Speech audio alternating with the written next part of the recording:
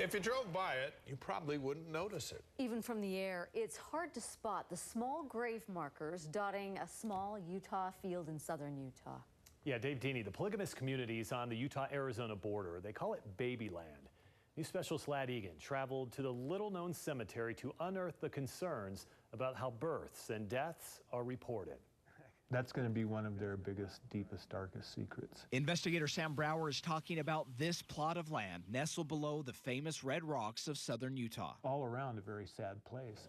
It's a place few have entered. Inside rows of little headstones, these 5 homemade markers stand side by side, all for babies with the same last name of Jessup. People love their children, and we're no different here. Paulette Black worked as a midwife in the isolated Twin Cities of Hildale and Colorado City and remembers the tiny resting spots being reserved for babies under a year old. If the mother had some kind of a genetic problem and the baby would die right soon after birth. She pushes back at rumors that haunt the Hildale graveyard. FLDS faithful call it BabyLand, explaining that it's a sacred place for mothers to mourn. The town is a small town, and you get babies dying everywhere, okay? If it was in a big city, a few babies like this is nothing. There's no sign indicating that this is the infant graveyard. A simple white fence borders the road. Records from the property trust indicate that 182 babies are buried here. To me, this is a very sacred place. Lifelong resident TERRILL MUSSER has a sister buried here. She was probably a week old. She was just born. She had a really hard time. Just wasn't fully developed. Just a lot of complications with the pregnancies. For Brower, the weight of the heartache is matched only by the heavy concern he has about the history of this graveyard. There should have been more oversight and more watching what's going on out there. Through his investigative work for the FBI, the Department of Labor, and various attorneys general, Brower says the secret of FLDS stay one step ahead of the law and that this burial yard is no different. But I also know that it's also a place of real grieving where legitimate deaths have taken place.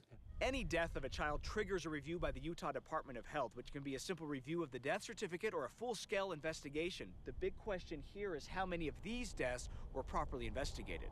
Usually they're looking at non-accidental trauma, homicide, abuse, medical neglect. Since the mid-1990s, Utah's Child Fatality Review Committee automatically investigates any death under age 19. I asked them to pull records for deaths in Hildale. There's nothing in our data that is a red flag for that area.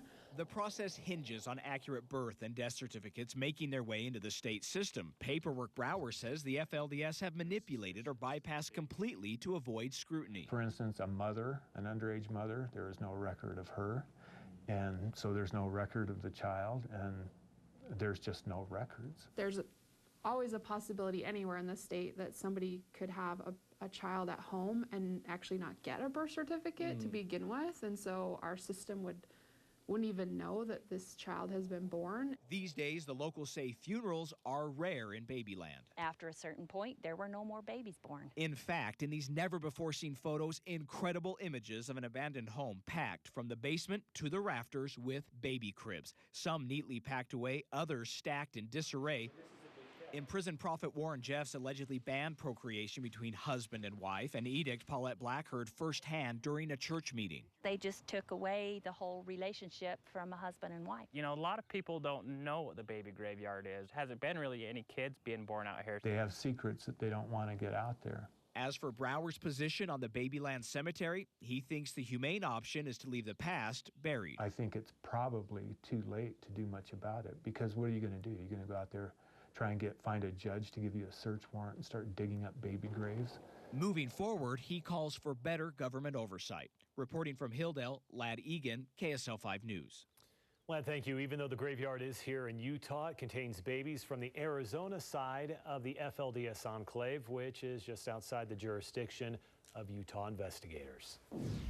Kevin's here, and anytime you